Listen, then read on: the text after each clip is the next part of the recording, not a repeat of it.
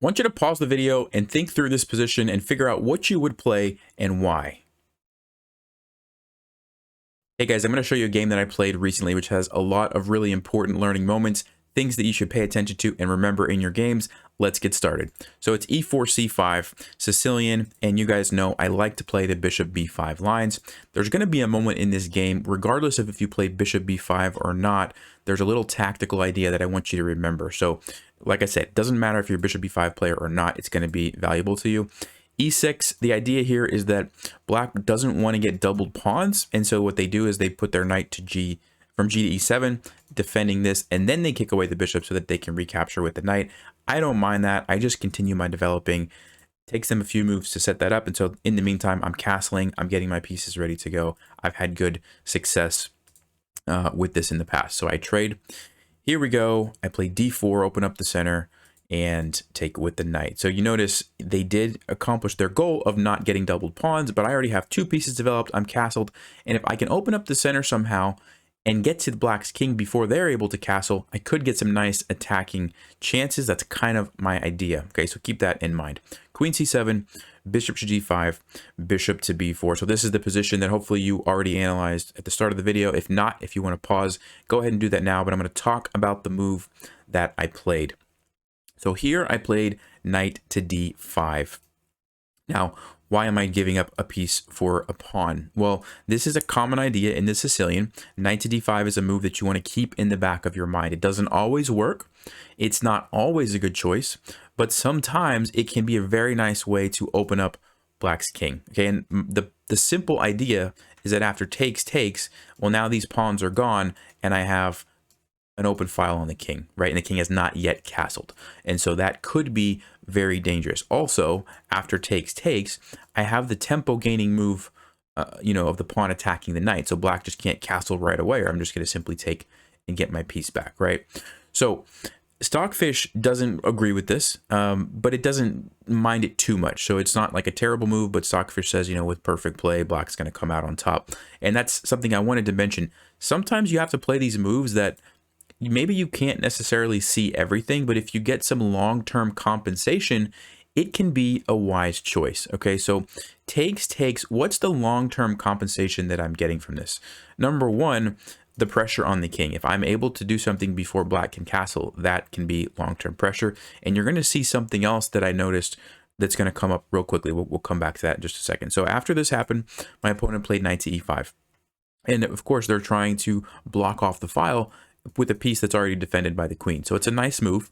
And now if you'd like to pause and think through, what do you think I played here? I mean, I just gave up a piece. I have to do something that kind of keeps the initiative going. What do you think I played? Well, if you had a chance to look at that, the move that I played was knight to f5. And the idea here, number one, I'm attacking this g7 pawn. It's undefended, and so if black doesn't do something, I'm simply going to take it. And if that happens, then I don't know where black's king is going to find a safe place at, right? Ideally, black still would like to castle this way. So I'm threatening to disrupt that.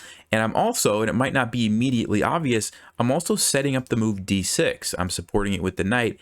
And now that I moved my knight, my queen is supporting it. And you say, what's the big deal about d6? Well, d6 is actually a really strong move because it blockades this pawn on d7. I did a video a while back where I talked about the importance of blockading your opponent's pawns. And this is another perfect example of this. Ideally, black wants to push this forward and get this bishop out and then get this rook out. And black is very happy and has no problems. But if I'm able to play d6, it's very difficult to know how black's going to develop all these pieces, right? Yes, there's b5 and bishop b7, but that takes two moves. This seems to be a very tactical and kind of aggressive position. Two moves is a lot to spend over here when your king might be getting attacked. So that's kind of what's going on, and that's why I played knight to f5. So my opponent did indeed castle, which is a good move. They wanted to get out of the center, and I think that was smart. And then I followed through, like I said, with my plan of d6. The other thing that's nice about this is it does have a tempo on it gains a tempo on the queen. So black can't immediately go for this plan to get the other rook involved. They have to move the queen. So my opponent played queen c4, another really good move.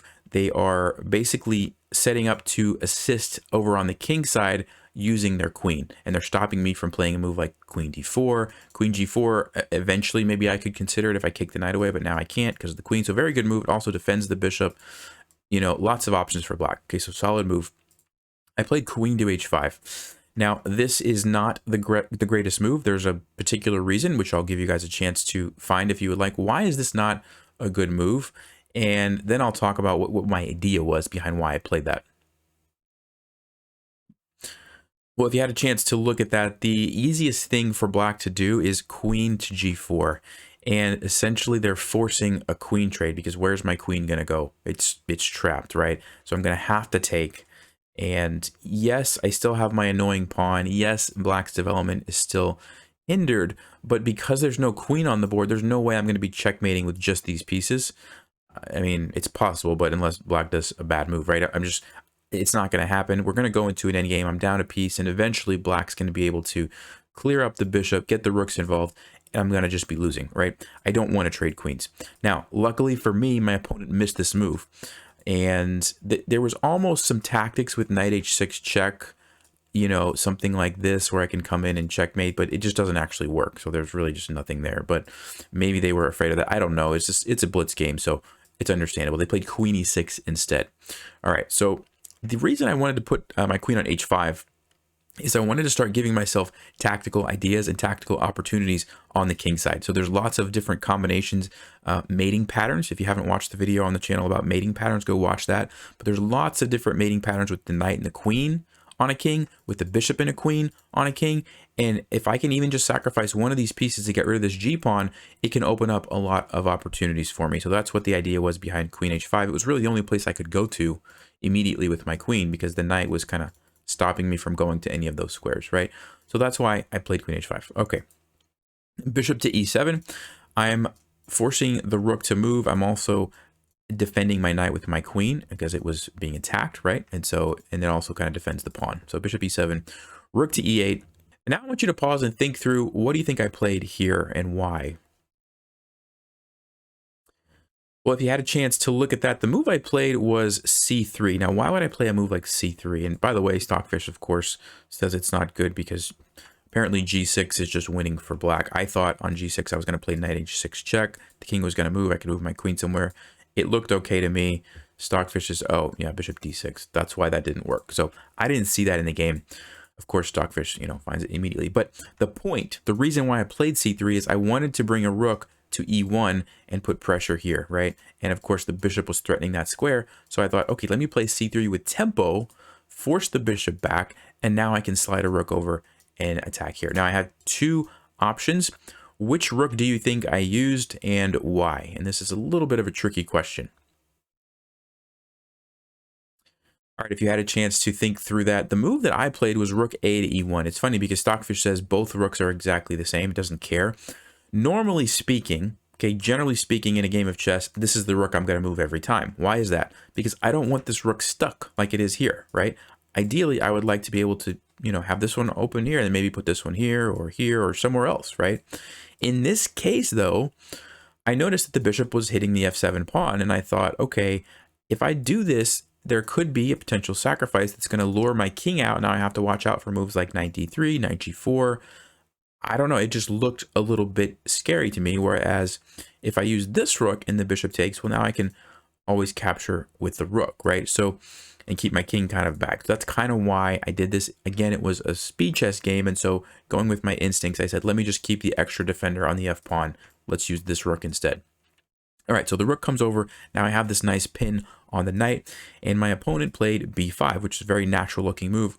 About to play bishop to b7, connect the rooks, develop all the pieces. And what do you think I played here? A very nice move. And this one might be a little bit difficult to find, but go ahead and pause and think through, see if you can find the best move here. Well, if you had a chance to do that, the move that I played was rook takes e5. And the whole point here is that I'm trying to lure the queen onto this square, because if black takes it, which my opponent did not, but if they would have taken it, I would have followed up with knight to h6 check, and it's a discovered attack on the queen. After black takes my knight, I'm taking the queen, and I'm just completely winning, probably going to be checkmating black's king very soon after something like this. Okay, maneuver with the rook, and I don't see how black's going to stop that. It's very difficult with these pieces here kind of blockading the rooks. So that was my idea.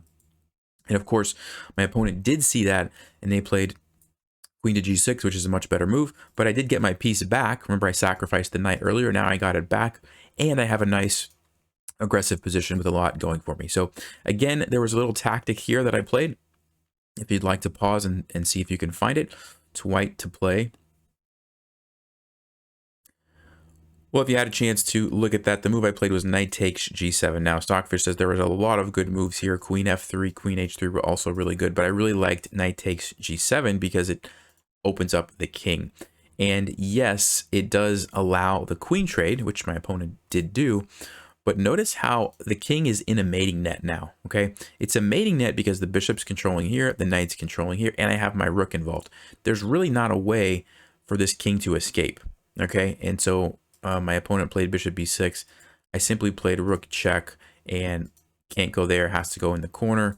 And there you go. Really nice checkmate. This is one of the mating patterns that I was mentioning from that other video. So go watch that, like I said, if you haven't. But really cool game. And I want to just highlight the fact that knight to d5 is an idea you want to keep in the back of your mind. Now, was it perfectly sound, and did Stockfish agree with everything that I did in this game? No, absolutely not. Okay, but it was a blitz game, and it's a good idea to keep in the back of your mind because it's a way to open up the e-file.